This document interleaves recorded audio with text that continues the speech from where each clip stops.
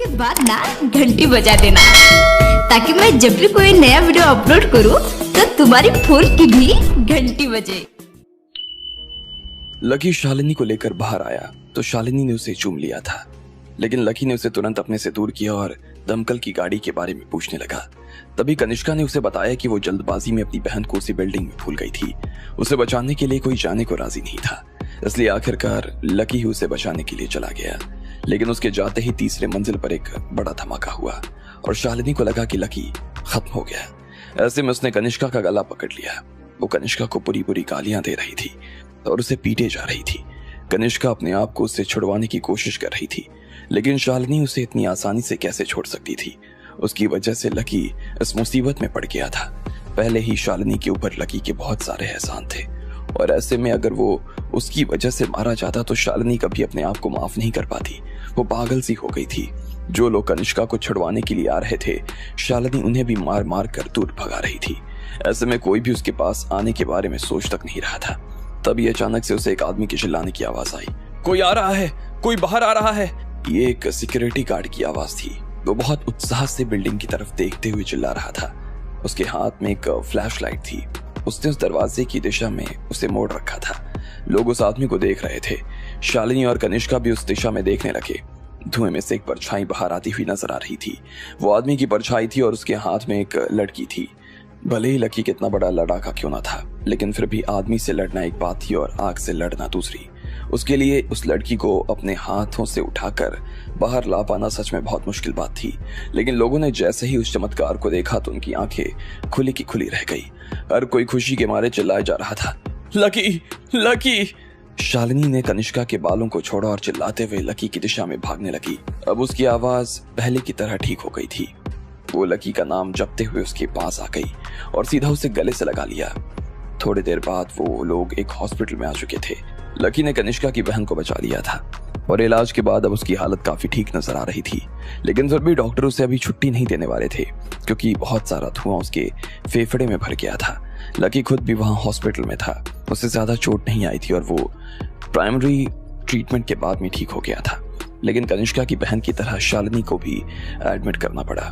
वहां कंपनी से जुड़े हुए लोग लकी से मिलने के लिए आए। लकी उन सब लोगों से मिला और फिर कनिष्का को अपनी बहन से मिलने के लिए भेज दिया।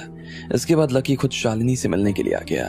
उसे भी डॉक्टर ने कम से कम 2 दिन के लिए एडमिट होने को कहा था। लकी ने देखा कि शालिनी अपने बिस्तर पर आराम से लेटी हुई थी। उसे नींद आ रही थी। लकी वहां से बाहर आया और उसके फेफड़ों को साफ करने के लिए कोई दवा बनाने के बारे में सोचने लगा। लकी हॉस्पिटल से बाहर आया और उसने दवा बनाने के लिए कुछ जरूरी चीजें खरीद ली। इसके बाद हॉस्पिटल के किचन में ही उसने उसे तैयार करवा लिया। सबसे पहले तो उसने उस काढ़े को खुद पिया और उसके बाद वो शालिनी के लिए एक थर्मस भर कर ले गया। रात को मौसम वहां हल्का ठंडा होने लगा था और लकी अपने साथ में कुछ कपड़े लेकर नहीं आया था। ऐसे में वो सिकुड़ कर जैसे तैसे बैठा हुआ था और साथ में उसने अपने चेहरे पर मास्क भी लगा लिया था। हॉस्पिटल का ज्यादातर स्टाफ इस वक्त घर चला गया था। वहां पर बस कुछ नर्स और कंपाउंडर थे और उनके अलावा कुछ लोग थे जो इमरजेंसी वार्ड के बाहर खड़े थे। जब लकी एलिवेटर में चढ़ा तो उसने देखा कि सफेद कोट पहना हुआ एक आदमी भी उस एलिवेटर में आ गया था। जब उस डॉक्टर ने लकी को देखा तो एक बार के लिए उसकी नजर पैनी हो गई। आधे सेकंड से भी कम समय में उसने उसे ऊपर से नीचे तक देख लिया। इसके बाद उसने अपने आप को शांत किया और सीधा 5वें माले का बटन दबा दिया। उसने एक मास्क लगाया हुआ था और उसके हाथ में एक छोटी सी ट्रे थी जिसमें ढेर सारी दवाई और सिरिंज रखी हुई थी।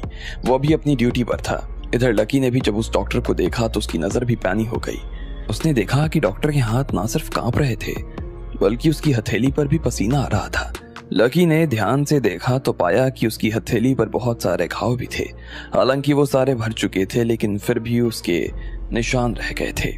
इन सब के अलावा उस आदमी ने मिलिट्री बूट्स पहने हुए थे। लकी को समझ नहीं आ रहा था कि डॉक्टर होने के बाद भी वो मिलिट्री बूट्स पहन करके हॉस्पिटल आया था।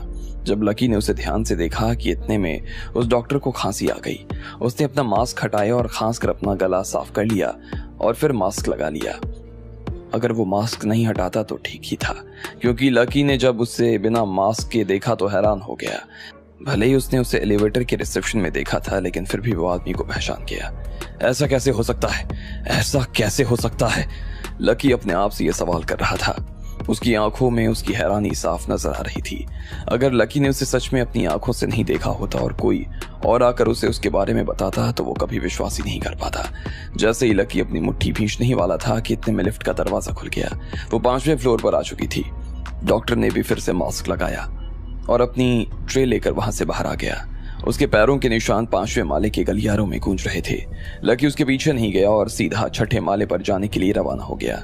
जैसे ही लिफ्ट खुली, लकी ने शालिनी के कमरे में उसका खाने का डब्बा रखा और भागते हुए सीढ़ियों से नीचे चला गया। वो फिर से 5वें माले पर आ चुका था।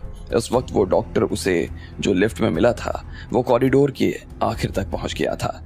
लकी ने देखा कि वो आईसीयू की तरफ जा रहा था। वहां पर कुछ गार्ड्स खड़े थे जो उस दरवाजे पर निगरानी रख रहे थे। उनमें से हर कोई भेड़िए की तरह तेज और बहादुर नजर आ रहा था। कहीं त्रिभुवन को फिर से कुछ ना हो जाए, इसलिए वहां पर 3 डॉक्टर्स की लगातार ड्यूटी लगाई हुई थी और उसे 1 सेकंड के लिए भी खाली नहीं छोड़ा जाता था। इसलिए वहां पर इतनी भारी जाब्ता लगाया हुआ था। हर किसी के पास में हथियार भी थे जो उन्होंने छिपाए हुए थे। डॉक्टर जो कि ट्रे अपने हाथ में लिए चल रहा था, उसने उन गार्ड्स के ऊपर ज्यादा ध्यान नहीं दिया और बड़े आराम से अंदर की तरफ जाने लगा। आप कौन है? इतने में एक गार्ड ने उसे रोकते हुए पूछा। इससे पहले कि वो उसके सवाल का जवाब दे पाता, दूसरे गार्ड ने कहा, हमें यहाँ किसी डॉक्टर की जरूरत नहीं है। त्रिभुवन का इलाज सारे उसी के बुलाए हुए डॉक्टर्स कर रहे थे और बाहर के डॉक्टर्स का वहाँ कोई काम नहीं था। लेकिन उन लोगों के सवाल सुनकर भी उस डॉक्टर के चेहरे पर कोई शिकन नहीं आई और उसने ट्रे को अपनी मुट्ठी में कसकर खींच लिया। वो फिर से अंदर जाने की कोशिश करने लगा। इतने में एक अधेड़ उम्र के गार्ड ने उसे रोकते हुए कहा, तुम्हें हमारी बात समझ नहीं आ रही क्या? जैसे ही उस आदमी ने इतना कहा और वो उसे रोकने के लिए उसके पास आने लगा, इतने में उस डॉक्टर ने अपनी ट्रे को उस आदमी के सिर पर जोर से मार दिया। सबसे पहले तो ट्रे से उस आदमी के माथे पर चोट लगी और उसके बाद में ढेर सारी बॉटल्स और दवाई उसके सिर पर जा लगी। वो बॉटल्स नीचे गिर गई और फूट गई। जैसे ही उसके अंदर से भरा हुआ लिक्विड नीचे गिरा तो अचानक से फर्श पर आग लग गई और बहुत गंदी बदबू सी फैल गई। वहां पर जितने भी गार्ड खड़े थे उन सभी ने जल्दी से उस आग को बुझाने का काम शुरू कर दिया। इस बीच वो डॉक्टर उनकी नजर से बचकर अंदर जाने की फिराक में नजर आ रहा था। हिलने की जरूरत नहीं है, जहां खड़े हो वहीं खड़े रहो, हिलने की जरूरत नहीं है। इतने में कुछ गार्ड्स ने उसे रोकते हुए कहा, लेकिन वो रुकने वाला नहीं था। इतने में उन गार्ड्स ने आग को छोड़ा और अपनी कमर में लगे हुए हथियारों को निकालकर उसके पीछे भागने लगे। लेकिन उस डॉक्टर को उन लोगों से कोई डर नहीं लग रहा था, बल्कि उससे उनके ऊपर हंसी आ रही थी। उसने अपना कोट निकाला और इससे पहले कि वो उनके ऊपर हमला कर पाते, उसने उन्हें अपने कोट में दबोच लिया और पीटना शुरू कर दिया। उसने 3 लोगों को इस तरह से ढेर कर दिया और बचे 3 लोगों को उन्हीं के हथियार से पीटना शुरू कर दिया। वो इतना तेज था कि किसी को अपने ऊपर हमला करने का मौका ही नहीं दे रहा था। उसने देखते ही देखते सब लोगों को धूल चटा दी। सारे गार्ड्स नीचे जमीन पर गिर गए और उनके मुंह से खून आ रहा था। इतने में उस गार्ड ने दरवाजे पर लात मारी और वो सीधा अंदर चला गया। जैसे ही वो अंदर पहुंचा तो वहां पर जो डॉक्टर्स बैठे हुए थे उनसे उनका सामना हो गया, लेकिन एक एक करके उसने उन्हें भी बुरी तरीके से पीटना शुरू कर दिया। लेकिन इतने में किसी ने चाकू से वार किया तो इतने में उसका मास्क खुलकर गिर गया। लकी, तभी एक डॉक्टर ने कहा। अचानक से जब उसका चेहरा सब लोगों के सामने आया तो उन्हें लग रहा था कि ये उनका दुश्मन लकी ही था। बाकी सब भी और चौकन्ने हो गए और उससे लड़ने ही वाले थे, लेकिन उस आदमी ने अपने नाम के बारे में ना तो कोई जवाब दिया और ना ही कुछ कहा। उसने बस अपनी बंदूक निकाली और कमरे में जितनी भी लाइट जल रही थी उन पर निशाना लगाने लगा। अब कमरे में काफी कम रोशनी रह गई थी। बंदूक देखते ही वो डॉक्टर घबरा गए और कहीं ना कहीं छिपकर हमला करने का मौका ढूंढने लगे। इतने में खिड़की का शीशा टूटा और त्रिभुवन के साथ के बहुत सारे लोग अंदर आ गए।